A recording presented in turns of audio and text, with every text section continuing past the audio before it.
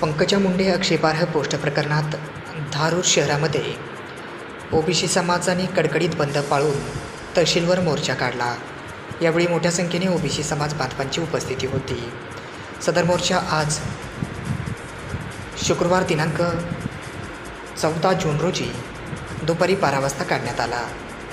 धारूर शहरामध्ये पंकजा मुंडे यांच्याबाबत आक्षेपार्ह पोस्ट केल्याप्रकरणी ओबीसी समाज आक्रमक झाल्याचे पाहायला मिळालं।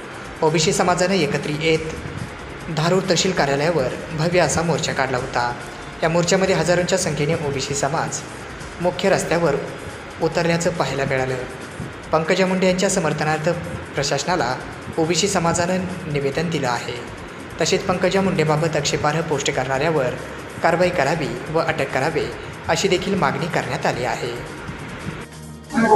आज धारूर तालुक्याच्या वतीनं सकल ओबीसी समाजाच्या वतीनं तहसीलवर निषेध मोर्चा या ठिकाणी काढण्यासाठी आदरणीय आमचे मार्गदर्शक महादेव तात्या असतील, सर्व तरुण सहकारी असतील, वडीलधारी सर्व ज्येष्ठ मार्गदर्शक असतील, ईश्वरजी मुंडे सर असतील, सर्व या ठिकाणी तहसीलवर मोर्चाच्या संदर्भात या ठिकाणी आलेले होते।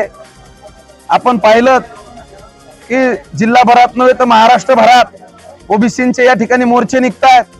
त्या मोर्चाचा उद्देश फक्त एकच आहे, आता तात्यांनी सांगितल्याप्रमाणे जर या ओबीसीवरला अन्याय अत्याचार थांबला नाही, या ठिकाणी आमच्या ओबीसी समाजाची अस्मिता, आमच्या ओबीसी समाजाचा अभिमान आदरणीय लोकनेत्या पंकजाताई मुंडे यांचा जर योग्य सन्मान या ठिकाणी या सत्ताधाऱ्यांनी जर नाही केला तर त्यांना त्यांची सत्ताधाऱ्यांची जागा दाखवू आणि महाराष्ट्रात तुमचं पुन्हा या ठिकाणी सरकार येणार नाही ह्याची काळजी हा ओबीसी समाज करेल एवढी विनंती करतो।